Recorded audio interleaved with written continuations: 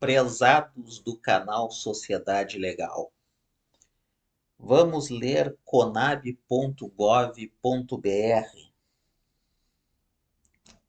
Política de formação de estoques públicos é retomada a partir de compra de milho. 29 de junho de 2023.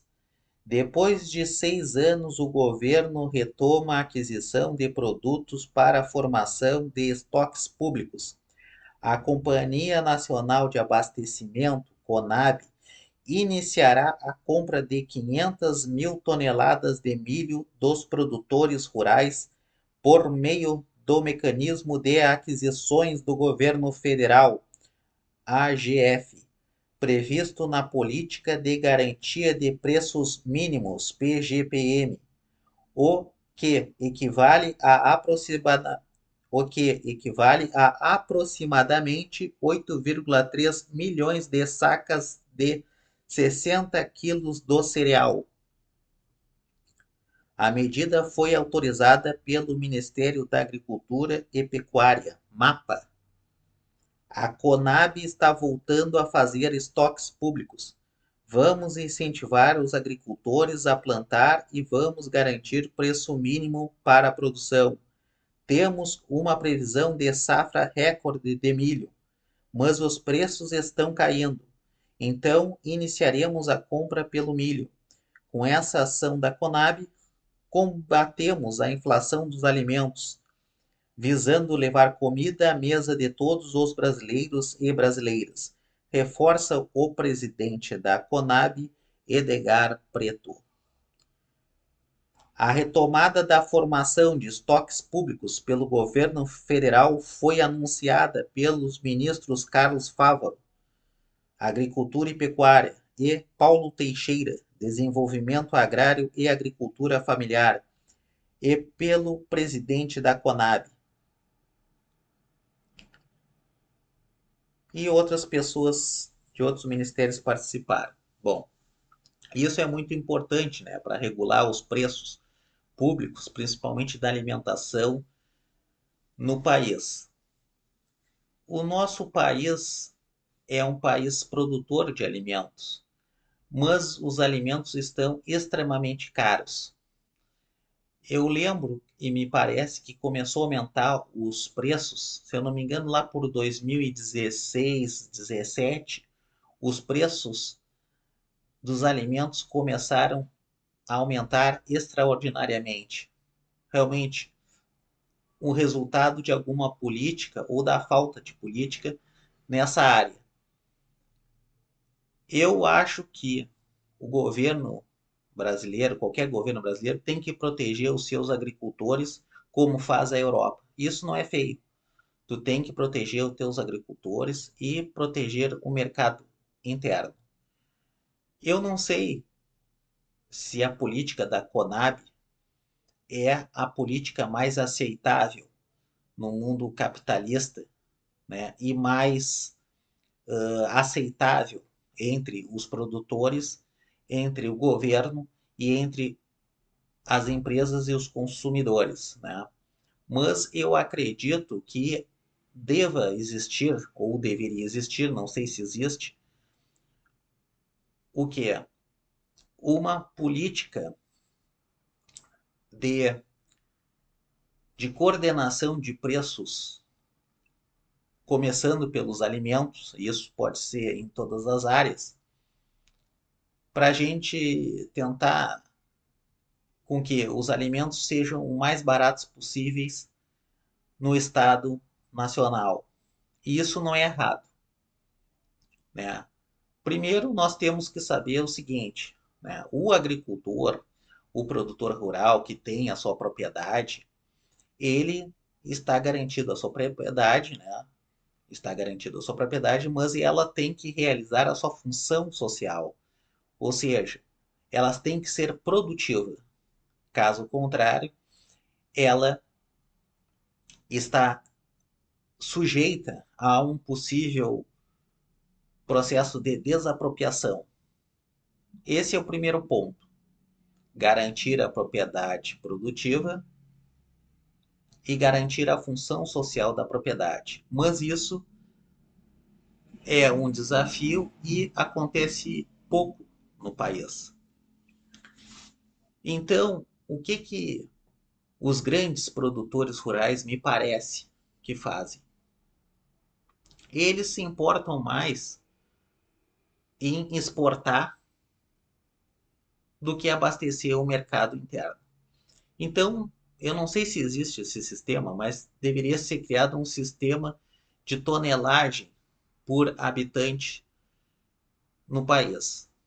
Ou seja, tu vai pegar quantas pessoas e turistas tem durante o ano em cada mês no país. Tu já vai ter uma média.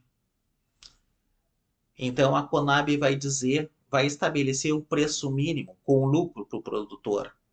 Então, ó, o preço da saca de 60 quilos, por exemplo, de milho, nós compramos, ou o preço público é R$ 50. Então, o preço do milho da saca de 60 quilos é R$ 50, por exemplo. Quantos milhões de habitantes nós temos? Quantos quilos por pessoa no mês ou durante a safra nós precisamos para abastecer as pessoas, as indústrias, sem exportar? Ó, nós precisamos de 100 milhões de sacas.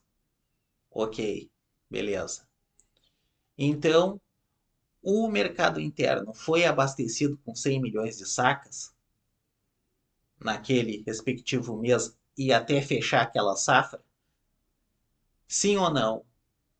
Se o mercado interno não foi abastecido na tonelagem por habitante e por turista naquele mês ou naquela safra, então estará proibido a exportação.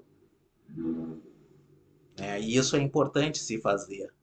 E isso não fere nenhuma política capitalista.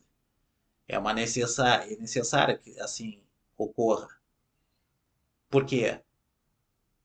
Porque o agricultor e o ruralista ele não pode se beneficiar da terra que pertence ao Estado brasileiro, ainda que seja da sua propriedade,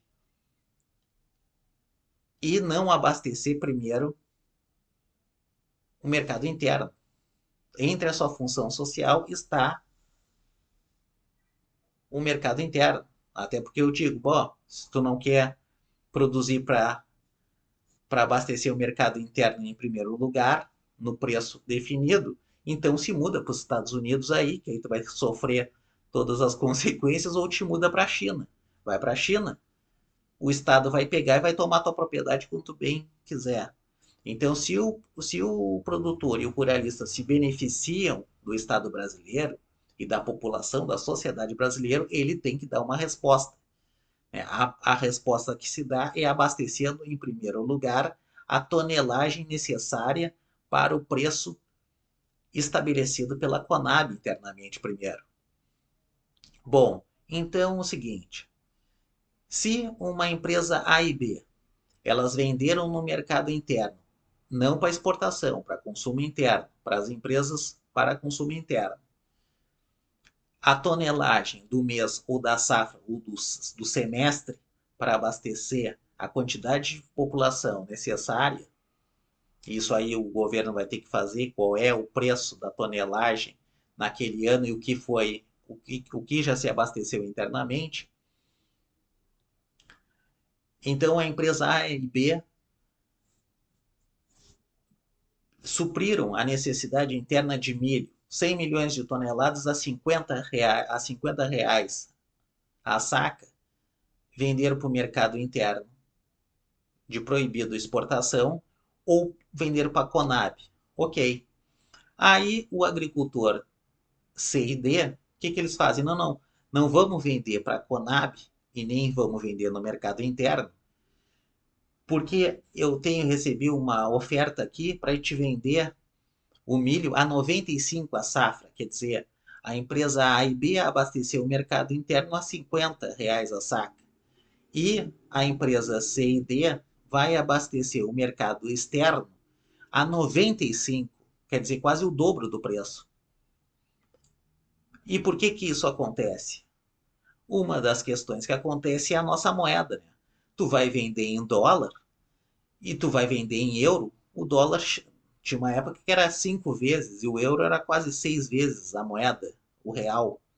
Então, para os compradores é extremamente, compram in natura o produto, é extremamente barato e vantajoso. Então tu cria um aumento de preço interno, porque tu quer, o exportador quer abastecer o mercado interno no mesmo preço ou parecido que ele exporta. E quem compra o produto do Brasil compra um produto de boa qualidade num preço muito barato, porque a moeda dele é 4, 5, 6 vezes maior que a do Brasil. Isso aí cria, então, o que acontece? Tu prejudica o próprio consumidor, o próprio brasileiro, o nacional. Tu é uma empresa nacional, um produtor nacional, e tu prejudica o teu próprio mercado interno. Então, o que que o Estado brasileiro deveria fazer? Eu não sei se isso existe, mas é o sistema de tonelagem em que ele coloca o preço interno e que primeiro tem que ser abastecido internamente. Não pode importar milho. Não pode importar. Se nós temos os agricultores aqui, a gente vai garantir que esses agricultores vendam a sua produção no melhor preço interno. Bom, então o preço definido pela Conab foi R$ 50, exportado a 95. O que o Estado tinha que fazer? 30% desse lucro vai ser dividido entre os produtores que abasteceram o mercado interno conforme a sua tonelagem. Então, digamos que um produtor de milho abasteceu 10% da necessidade do mês ou na safra de milho internamente no país. Então ele vai ter direito a 10% daqueles 50% ou daqueles 30% do lucro daquele exportador C&D que venderam a 95. Então o exportador ele não vai ficar, ele só vai ficar com o lucro total, ele só vai ficar com o preço ele vendeu por R$ 50 a saca que foi vendida internamente. O excedente, uma parte, 50% ou 60%, ou 30%, tem que ver, ou 20%, ou 30%, ou 50% do lucro que ele teve com a exportação, que superou 50 a saca, que foi vendido internamente, e vai ser distribuído para quem abasteceu na proporção de quem abasteceu internamente.